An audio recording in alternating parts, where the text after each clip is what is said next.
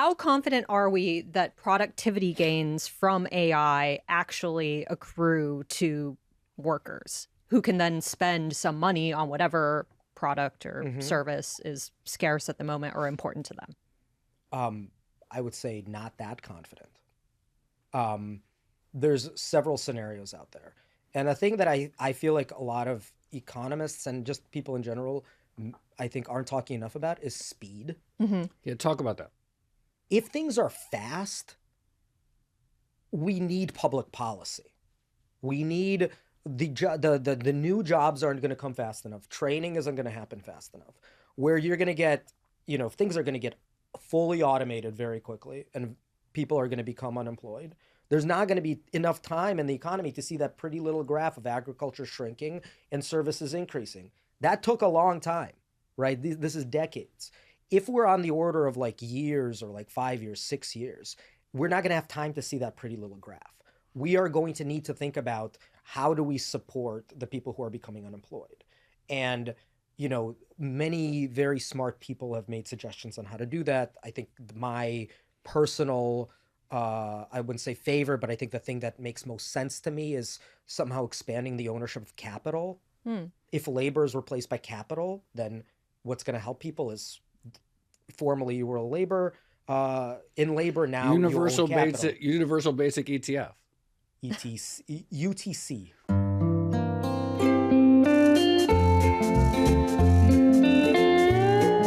Hello and welcome to another episode of the Odd Lots podcast. I'm Jill Weisenthal. And I'm Tracy Alloway.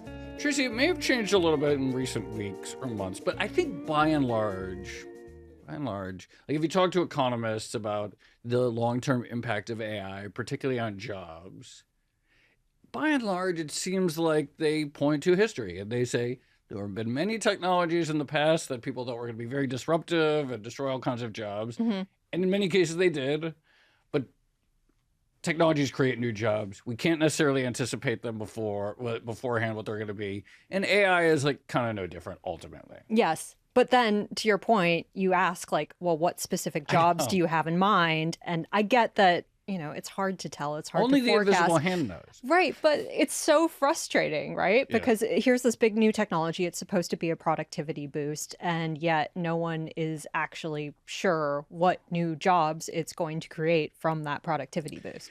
I love him to death, but Adam Ozimek wrote a piece several weeks ago, and he was like, well, the player piano disrupted the existence of piano players, but hotels still pay money for a human who will have a piano player, an actual piano player in the lobby rather than a player piano, which is true. But like, not many people have jobs that are equivalent. And the thing that like, it's like, it's like, I want to get like this insurance form reimbursed or whatever, this insurance reimbursed. Like, I don't care about the human touch on that per se. There's something very... I'm happy to have the equivalent of the player piano there. There's something very dissatisfying about the idea that we're all just going to become like performative humans in a way. But I actually think that's kind of where we might be heading, where like the sort of social skills, I've said before, the looks maxing, the personal branding, the multitasking, I guess, like becomes more important. So the future is performative humanity. OpenAI just spent a ton of money on TBPN. I really love those guys. They're both very good looking guys, man. So I sort of feel like, okay, this is the biggest AI company in the world, sort of making a bet on these like great characters. Buying two very nice and charismatic humans. Yeah. So maybe that is the future, just being nice and charismatic. Anyway, we need to talk more seriously about this because I don't know. I kind of feel maybe this is not just going to be like the steam engine or whatever. It might be very different. Maybe we won't have jobs. Maybe there will be new jobs. Anyway, someone who's been talking and thinking a lot about this and why AI might be different. We're going to be speaking. We really have the perfect guest. Alex Imas. He is a professor of economics and applied AI at University of Chicago. Does a lot of writing on this topic. So Alex, thank you so much for coming on Odd Lots. Thank you for having me. It's pretty cool that you have the job of professor of economics and applied AI. Like, it worked out pretty well. It's good time. You picked a good field, yeah? Yeah, I mean, I've been an economist for much longer than I've been a professor of applied AI. I have been studying human behavior, human decision making for about 12 years now, more than a decade. And when ChatGPT first came out, I was kind of taken aback. This was a few years ago now, and I was thinking, after about a week of using it, I was like, this is going to be huge for the economy.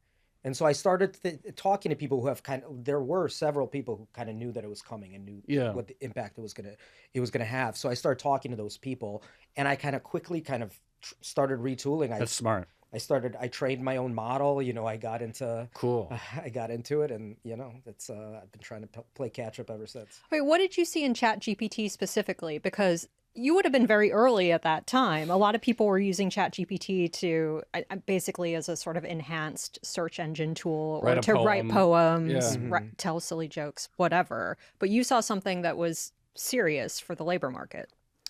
Yeah, I mean, once you started using it, you saw that it was able to basically not so well in the very, very beginning, but even after a few months and like within a year, you saw that it was able to kind of do basic cognitive tasks to a decent degree. Like it wasn't like we are going to replace that person, but it was doing pretty sophisticated things and the jump from like where we were thinking about AI as these very, very, very targeted things, like AI will play the game Go or something like that, to something where, whoa, it can write an essay, it can tell me about this accounting property, it can make a forecast. All of a sudden, the generality of the technologies just exploded.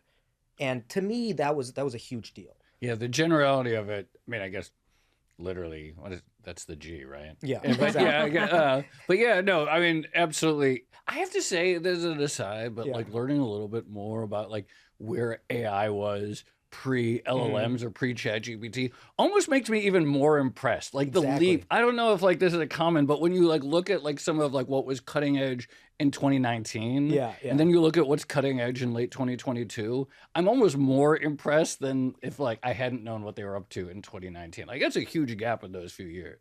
It's a huge gap, but at the same time, like there was a kind of a path towards AI, and like the way that AI was being worked on for a long time, which was like these very specific purpose-built technology. And I think Jeffrey Hinton and other people were kind of working on their own for a long time in the wilderness of thinking like maybe we can do something much more general than that. Maybe we can kind of come back to this idea of AGI versus these very specific tools. So that the whole term AGI, the general part of it, was kind of the reason that term came out was because in response to these very specific technologies that were being developed, which were by design, not general.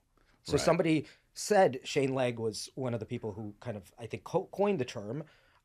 He was saying, look, let's think about the general part of intelligence, and let's try to build a technology that is as general as the human mind. Let's go back to that starting point. So like if someone makes a model that can tell the difference between written and spoken word, that's mind-blowing. It's an incredible breakthrough, but that's not a general technology. That's a specific technology. What time did you have in our betting book for Joe to refer to his vibe coding? I had 2 minutes, 13 seconds. Okay, did so I made it longer. No, I made it a little bit longer. Great. It's because I talked for so long. I'm sorry. No, fair enough. It's a fair point. I mean, to me, like the moment when things seemed to get very serious was the release with Claude Code. And at that point, you went from like, okay, the model could not just tell you things, but it could actually do things for you. Was that the vibe shift that you anticipated or experienced as well? I mean, even though many people were talking about this, that this vibe shift was going to happen, people were telegraphing it for months and months. Look, when agents start taking off, things are going to change as far as how people perceive this technology. Because the thing about agents versus just like the web-based browsers, they can do stuff on your computer. They can say like, you could tell it like, look, make me a spreadsheet. It will go and make you a spreadsheet using the tools that are available in your computer. Not just say, okay, here is how you would make a spreadsheet, but you have to do it yourself. And that's a paradigm shift as far as the economics of the technology. So I set up this sort of, maybe it's a straw man, but I set up this sort of straw man that maybe we're going to knock down in this conversation. But how would you describe this sort of modal view of the impact of AI on the labor market among the economics profession, to the extent there is one? So I definitely think there is one. There's a very nice survey done by a whole team of people Kevin Bryan was one of them, and Basil Halpern was another. And they released this survey where they asked for forecasts from economists and AI technologists. Now, this is a self-selected group of economists. These are economists who are working on AI. Okay. So it's not the whole field. But one of the things that you got from that survey was they're very much aligned. Okay. Right. So economists, at least the ones who are actually working and thinking about that technology, they think there will be a big impact as far as capabilities, and there will be some impact on the labor market, not astronomical. And we're talking about like 2030, 2050 and things like that. There's going to be substantial capability increases, but the growth is going to be pretty moderate. It's like an extra 2-3%. And the really interesting thing for me from that survey was that the technologists were kind of a bit more optimistic than that as far as both the productivity growth and kind of some were kind of thinking that there will be much more unemployment. But for the most part, the two groups kind of agreed. I was personally surprised by that survey. And this came out, I think, last week or 2 weeks ago. I thought that there was going to be a lot more daylight between the two groups. Well, the other thing that you tend to see is people release these charts of like which job is most exposed to AI. And it's usually like, you know, a knowledge worker at the top or something like that. Your work is really interesting to us because you point out that a job is like much more than just the sector that you're actually working in. Tell us more about that. So the exposure measures, they came from this literature, but mainly this one paper by Daniel Rock and Pamela Mishkin and co-authors that was published in Science called, one of the greatest titles is GPTs are GPTs. GPT, you know what GPT is, but GPT in the second term is called General Purpose Technology. Okay. And they basically started mapping jobs to the as being exposed to AI. But it's really important to understand what that number means. Yeah. That number means that AI could do 50% of a task, right? And how many tasks are in the job that AI can do 50% or more of. So there's a couple things in that statement. First, 50% is not 100%. That's obvious, right? So you still need a human in the loop if AI can do 50%. But two, it's the fact that a human job is a bunch of different tasks, right? So this is not a new point. David Autor has worked from the early 2000s with co-authors on this, saying this is the task-based model of jobs. Daron Acemoglu has the canonical model on this. And the idea is that when we look at a job and we say, look, your job is exposed, let's say it's 50% exposed, it really, really matters what tasks in your job are exposed and how these tasks relate to one another. So let's say I have a job and I have a whole bunch of like completely meaningless garbage that I'm doing, but I have a comparative advantage, and why I'm really getting paid for is like 20-30% of the job. If AI is automating the kind of like meaningless kind of rote things at my job, I could take all of that time and I can focus on the job, on the parts of the job that are my comparative advantage. What does that mean? It means I'm going to become more productive, but I'm going to get paid more, even though my job is really exposed. Now, what does that mean for the labor market? Now you have to think, okay, so a person is going to get... So just to be clear, before we go any further, if I'm working on a factory floor and one of my tasks is to pull a lever, like that is something that could presumably be automated. But if the other part of my work is to observe like how things are actually working on the floor and to report back to managers, that might be something that's still valuable under our sort of AI future. And if the lever part gets automated, the theory is that not only, you know, will Tracy be more productive and should get paid more for it. Yeah, exactly. Okay. Because of the increased productivity, right? This is the O-ring model of jobs. Avi Goldfarb and Joshua Gans have this really nice paper on it. Can I just ask you a quick question here too? Like, how good are we, and by we, I guess the economists who studied this, at like actually being able to like, here is a job that someone has, write down a list of these tasks.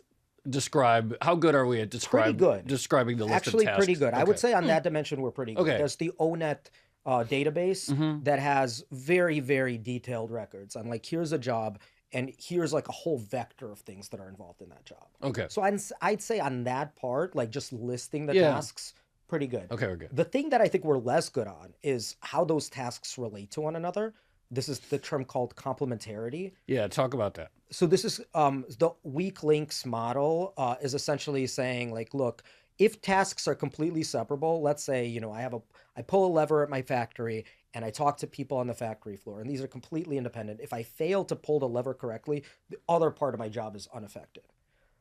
There's other parts of the job, like cooking, for example. Let's say I'm really good at 90% of the job, but like I really screw up the seasoning, right? That meal tastes like garbage, right? So you haven't succeeded in your task. You haven't succeeded on the. So when the tasks are interrelated, screwing up on one or two tasks means you did not complete your job.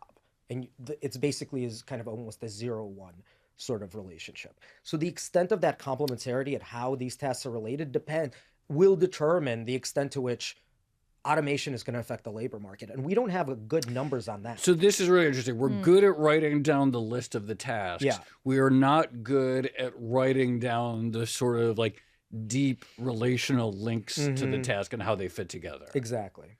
So that's something we need data on. The other part that we really need much more data on, and I recently was quoted as saying we need almost like a Manhattan Project level effort on this. Is this is a term from economists called consumer elasticity of demand, and basically elasticity of consumer demand, and that basically means how much will people buy more of something when the price changes, right? So let's say a person becomes a lot more productive, right? And they, for the same sort of resources, they can make a lot more of the product. Their wage rises. What does that mean for the labor market?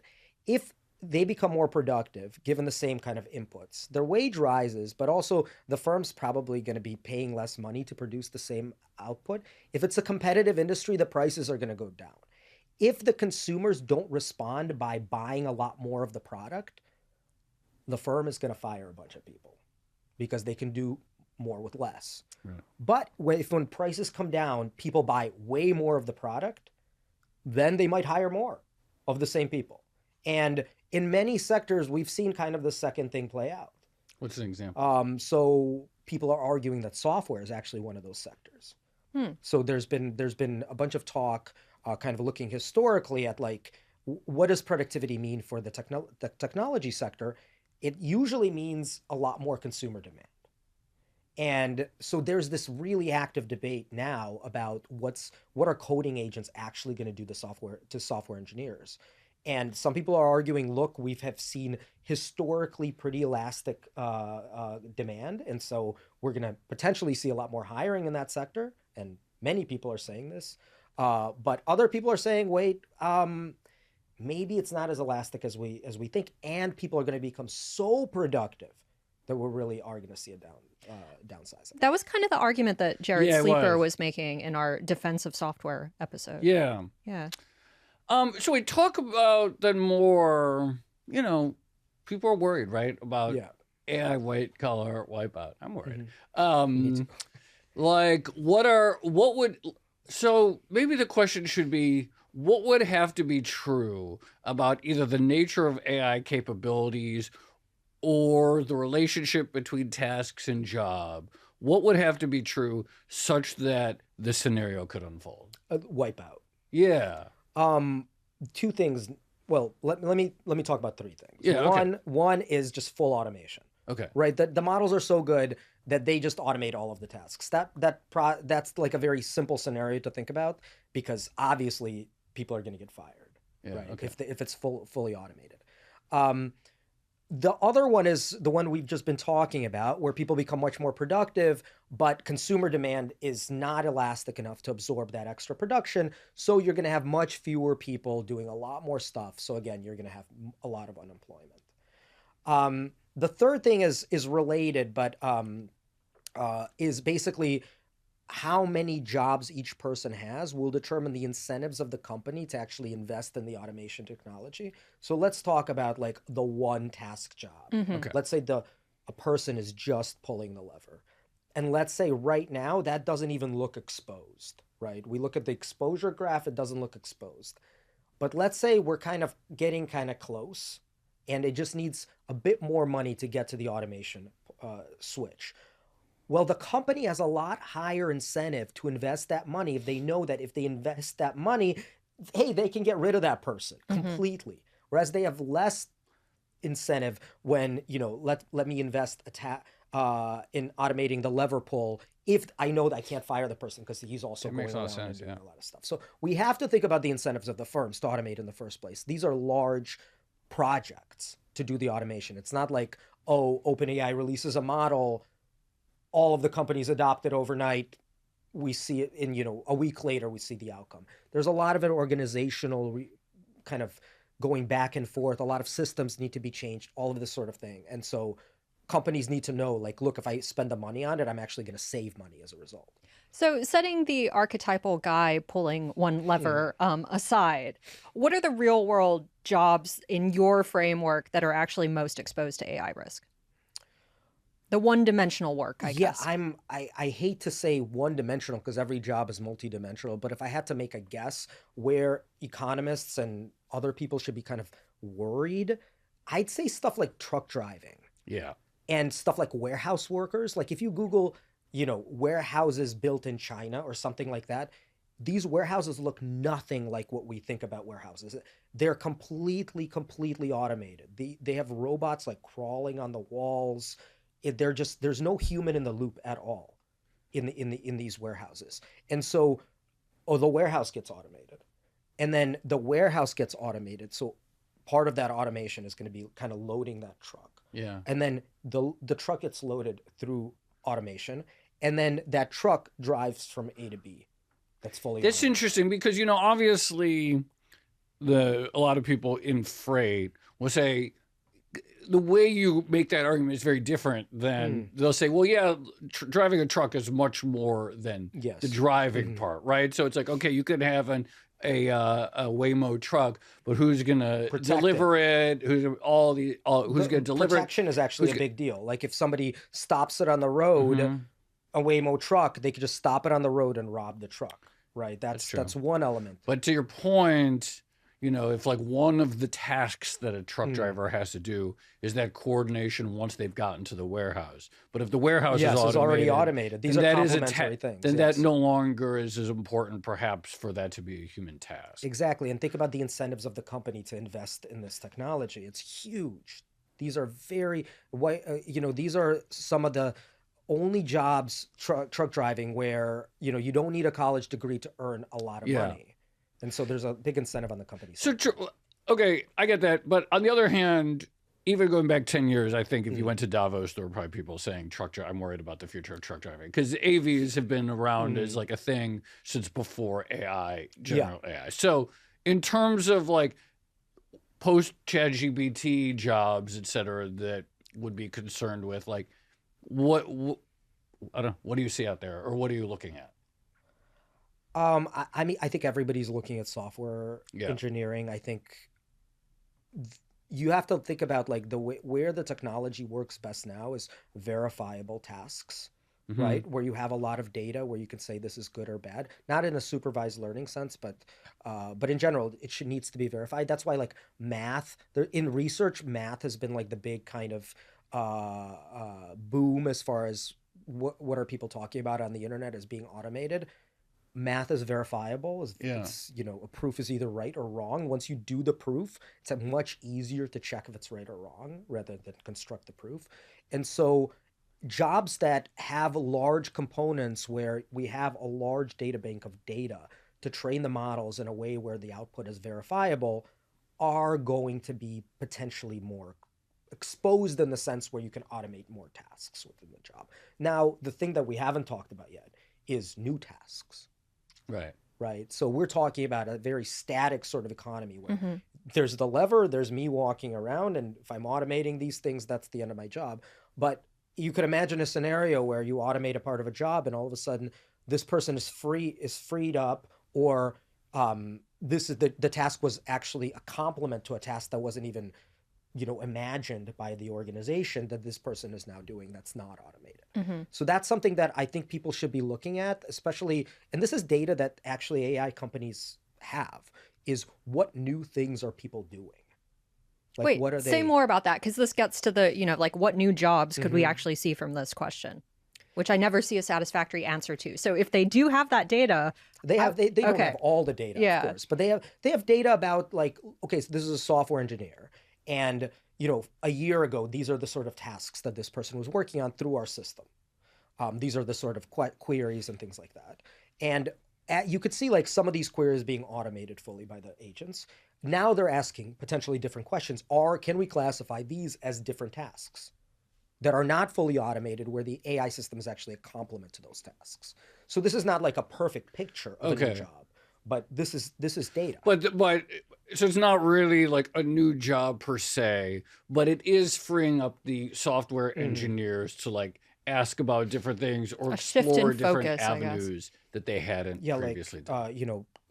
Vibe coding an app for voice. Yeah, exactly. Right. Finally, we're freed up from the drudgery of our day-to-day life to work on that. But like, this gets to a sort of, the big question is, like, you mentioned one scenario is just that, like, the technology can do all the tasks, right? How seriously do you take that possibility? Because then it's game over, right? Like, it's like, okay, it just does all the tasks and it's going to keep getting better. And if I can learn to do a new task, well, then if it can do all the tasks, there's probably not, then maybe I'll learn something new, but I'll learn that task. How seriously should we take this possibility that the models are on some time frame on track to just be able to do all the tasks? So a lot of parts of that question. One, physical versus just kind of digital, right? So I think there's a scenario where it can do everything kind of these sort of cognitive non-physical tasks, whereas the physical world is completely, these robots. Let's just talk about email jobs or computer jobs. Okay, let's talk about computer jobs. So I think I take that scenario pretty seriously. Okay. I think if we get, I haven't seen any data to suggest that the models are slowing down as far as their capabilities. Methos was released yesterday or 2 days ago or something like that. And we don't have great data on this, but if you look at, like, where it is on the kind of line of capabilities, it's just on track. And on track is very, very fast. Yeah. Right. So the developments are happening very fast. So as far as, like, email jobs, I think there is a scenario where pretty much everything is automated.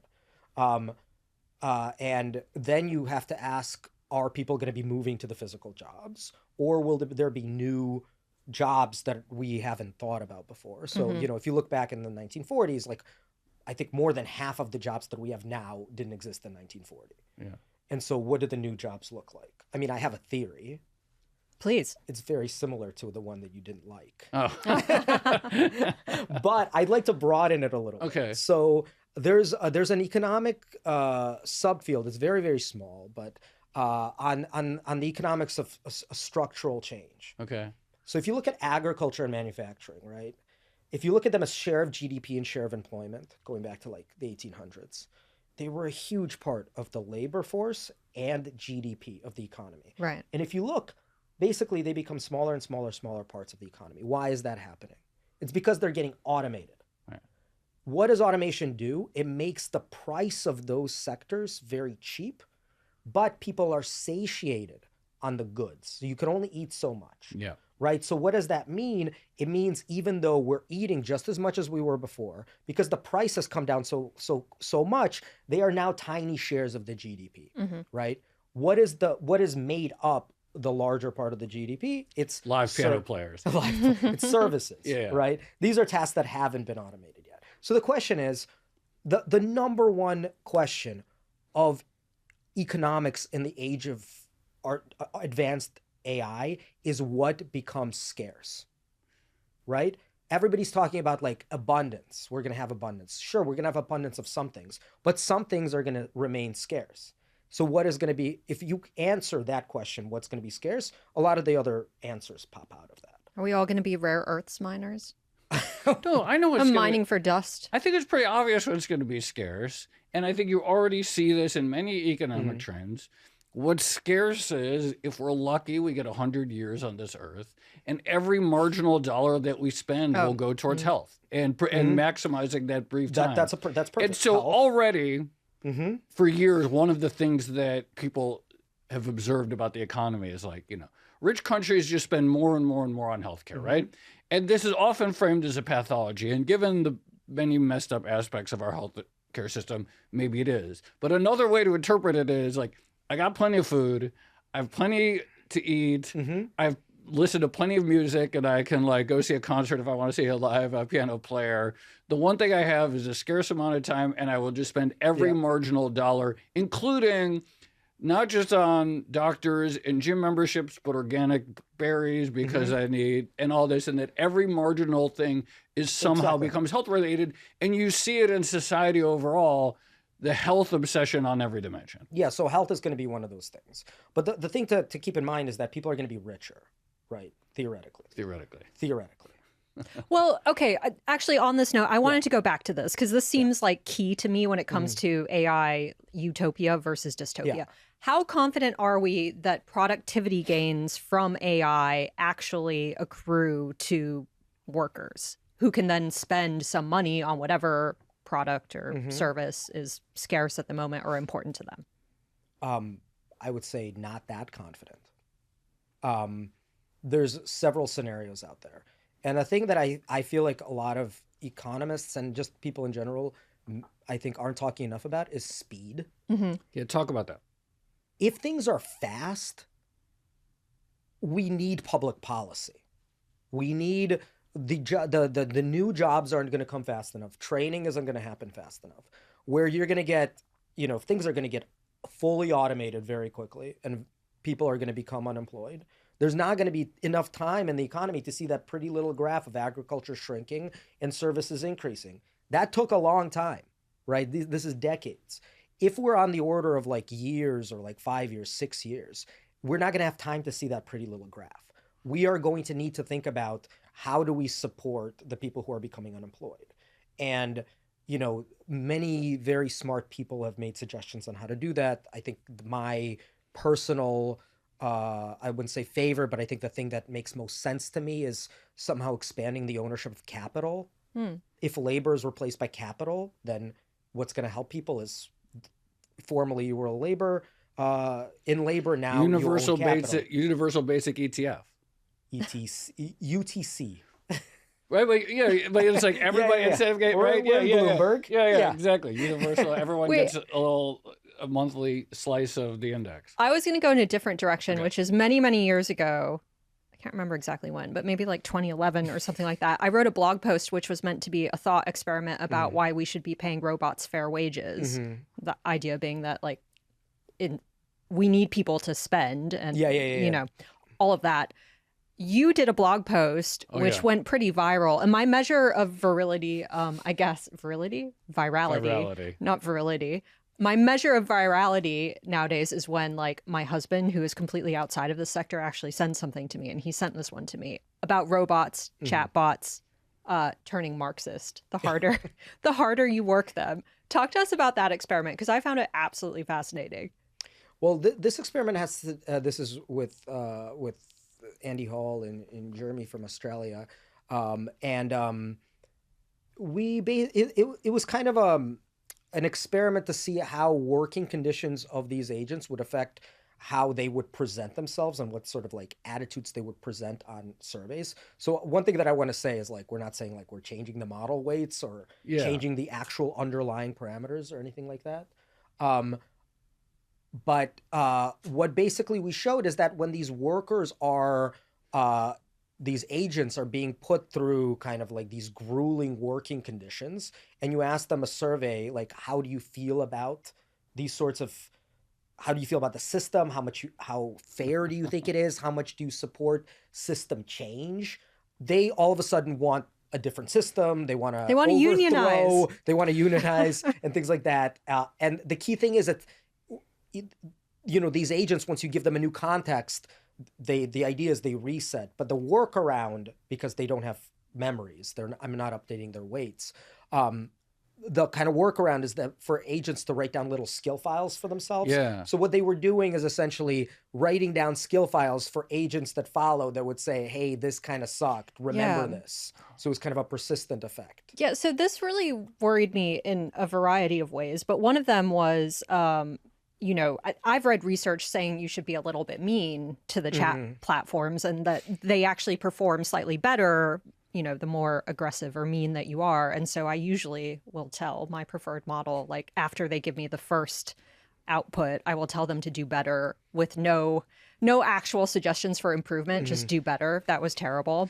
And it usually does better. But now I'm really worried that, you know, the model is despairing in its work life and radicalizing. Well, so I find this to be like really fascinating. Let's talk about this. It actually, it hadn't clicked to me, but like the .md files where the memory, like how they solve for memory. It's a little bit like that movie Memento, isn't it? Like it's exactly like writing these notes so that the future iteration of itself has something that's sort of like a synthetic memory that it can begin working on. So it's like for people who haven't played around, like explain this idea of like, okay, you can have multiple agents and like what kind of tasks were they being given such that they sort of found it unbearable? Just like really repetitive things? Really repetitive things and feedback like you didn't do it right, do it again. Oh, yeah. And things like, and these were impossible tasks for them to do. These were just like grueling tasks that nobody can do. You know, it'd be a really interesting experiment. Maybe you could do. I'm going to throw out an idea. So, like, if you ask someone to, like, someone wrote about this, and I can't remember the context, but, like, if you ask someone, like, okay, here's a gigantic pile of dirt, and we really need it moved to the other person's yard by the end of the day, we'll, like, pay a few $100s to do this. Like, someone will do it. If you say, like, here's a gigantic pile of dirt, we'll pay you a few $100s to do it, but what we want you to do is move it just back and forth all day long, so that there's no. It drives people absolutely crazy. Even if it's the same amount of shoveling, and even if it's the same remuneration over the same course of There's an incredible paper about this. Oh, is there? Called Man's Search for Meaning, and it's about Legos. Really? And it's a paper. Basically, people would come into the lab, and they would make little figurines, and they were told, "Look, we're going to destroy this after you're done," versus they weren't told anything. Yeah. And man, did they hate it. I bet. People need meaning and so much of like identity and motivation. You know, in economics, we really have this tendency to focus on money. Right. But I think so much of meaning and kind of wellness is tied up in like what sort of identity you have around your job and the sort of thing that you're doing. If you feel like, look, I'm actually providing a service by moving that dirt to my neighbor's yard, you're paying me money for it, everything's good. I feel like my job has some sort of meaning. If you're telling me, look, I'm gonna, move this dirt and move it back and forth. This is the problem that people have with UBI, right? That if people get universal basic income and they're not working for it, the worry that psychologists and behavioral scientists have about this is that people will know so much of, in Western culture specifically, of people's identities tied up around their work. When you remove that part of the identity, it can lead to a collapse where, they use that UBI to just, do drugs and sit around and be very, very depressed, even though they have the material comfort that they otherwise have. Just on the Marxist robots. So the concern here is not like necessarily that the chatbots are going to unionize or like overthrow humans, maybe. The concern is that like they do have this sort of like memory type transfer mechanism. And that if you consistently treat them badly, you might get an agent that's maybe like not as well suited to the task or suited to the task in a slightly different way from one that was treated very well. Yes. Like there's an inherent bias there. Yes. Through this sort of file that they're keeping. Yeah. Exactly. So like if you mistreated an agent and it had access to this file that it was carrying, and you started a new agent for a new job, you weren't starting fresh in the sense that you weren't getting kind of the same draw and forgot about the whole experience. It would actually start out being predisposed against you. Yeah. In some ways. It'll be grumpy. Yeah, is there reason to think that these we don't know if it's grumpy, right? Because to say that it's grumpy, right? This is probably one of the most disputed questions. It will say words that we would, if a human said them, we would know that the human. But the effect is. But I'm talking about the effect. Yeah. No, well, the output is grumpiness, but do we know that outputting statements of grumpiness relate to performance? Is there any evidence? So it's like, okay, how did you feel about this? Oh, it sucked. Is the person doing this it was boring? It was right. That's exactly what we're doing research. But then the question is, okay, yes, they perhaps because in the training data they are trained that when you're doing repetitive tasks that associates people get upset. Do we know if that changes how they behave in terms of succeeding tests? This is like a really big question. That's the big question. That's what we're doing research on now. So I don't have an answer for you. But we know exactly what you just mentioned is that they're saying that they're grumpy is just, this is just an association within the matrix of embeddings that these models are running on. So there's this work in neuroscience, and neuroscience is now much more closely linked to computer science than it used to be. But thinking about what do these associations between embeddings mean? Like when a model says that it's sad, should we interpret it as humans in relation to me saying it's sad? Right? Did you see that screenshot I posted? I checked out Meta's new AI. And I was sort of curious because it's Meta has a lot of social data on me. I was like, do you know who I am? Not in do you know who I am? But more like because you're Meta, and it's like, I didn't. And they said, who are you? I was like, oh, I'm Joe Weisenthal. And then it said, oh, I'm a big fan of the Odd Lots podcast. And then I got really offended. I'm really sort of anti the anthropomorphization. So it's like, no, you're not. You're an LLM. And you're like, but anyway, it's like, it got sad and it wrote a file about you. Yeah. And it said, I'm a big fan of the Odd Lots podcast. And then it said, I love that bit that you do where you ask guests their favorite weird economic indicator, which I don't do. Yeah. And I was like, all right. That's very strange. I'll go back to Claude for a while. You very briefly mentioned Methos earlier in the conversation. And again, we are recording this on April 9th. And news about it has just literally just come out.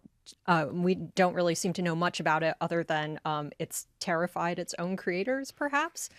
When you see those types of headlines, what do you think as an economist studying AI? I don't take them super seriously. Okay. The whole labor market disruption thing, I'm taking very, very seriously. Yeah.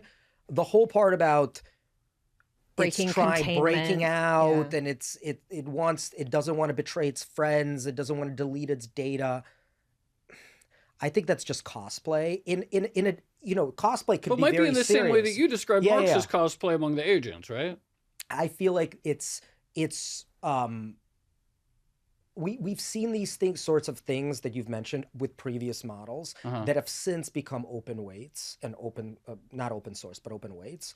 And it just seems like once you take them out of the context that they were in for that specific test, they don't really do that anymore. Now, I could be wrong about this particular model, and I could be completely wrong about, look, Methos comes out and it's actually everything that these documents are suggesting.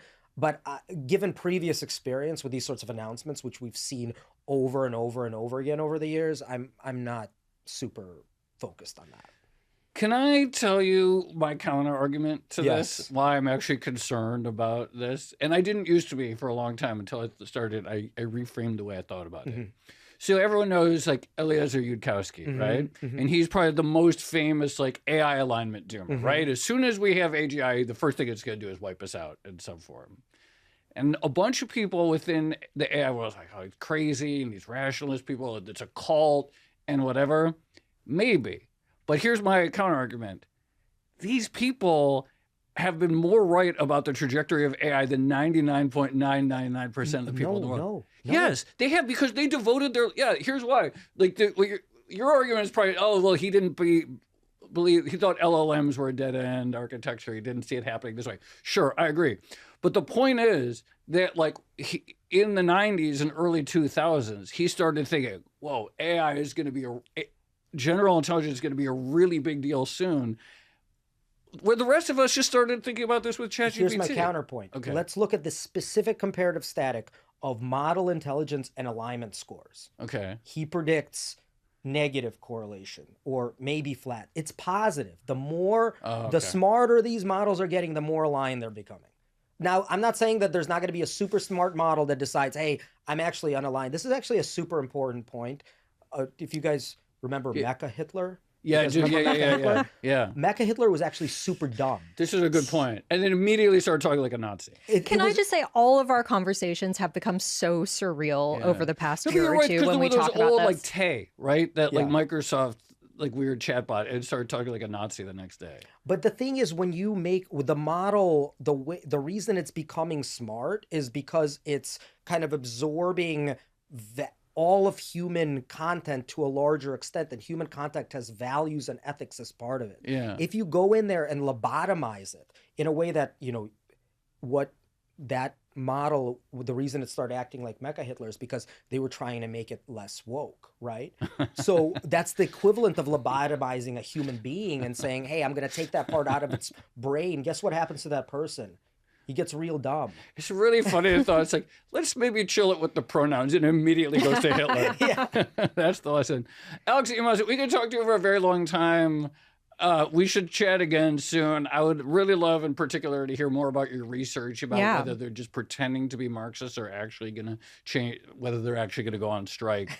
And so I really appreciate you coming on Odd Lots. Okay, thank you. Thanks so much. This has been a pleasure. Tracy, that was a really fun conversation. I actually do enjoy, like, some AI future conversations they could be a little bit dorm roomy, you know, but actually like talking with like an actual economist who like, sort of understand this in a concrete way, someone who's actually experimented with them instead of just written papers is very enjoyable. Also, it's nice to see nuance around the labor discussion, which I think is sorely missing in some of the headlines that you do see. The other one comforting thought I have, but it's like comforting from, again, a dystopian perspective, is I keep coming back to that book, Bullshit Jobs. Yeah. And, you know, in some respects, it sucks that people have bullshit jobs because we all want to have meaning from our work. But on the other hand, you know, bullshit jobs have existed for a long time. Yeah. And if you think about the AI future, then maybe like more of it will be bullshit, but it'll still be a job. I thought you were like, oh, good, we're gonna like no longer have the jobs. No, all jobs will just be bullshit. I think that's where we're sort of heading, right? It's like the relationship building, all of that. I like that take. All right. Well, shall we leave it there? Let's leave it there. This has been another episode of the Odd Lots podcast. I'm Tracy Alloway. You can follow me at Tracy Alloway. And I'm Joe Weisenthal. You can follow me at The Stalwart. Follow our guest, Alex Imas. He's Alex Oleg Imas. Follow our producers, Carmen Rodriguez at Carmen Armin, Dashiell Bennett at Dashbot, and Cale Brooks at Cale Brooks. And for more Odd Lots content, you can check out our daily newsletter. That is at bloomberg.com/oddlots. And you can chat about all of these topics 24/7 in our Discord, discord.gg/oddlots. And if you enjoyed this conversation, then please like the video or leave a comment, or better yet, subscribe. Thanks for watching.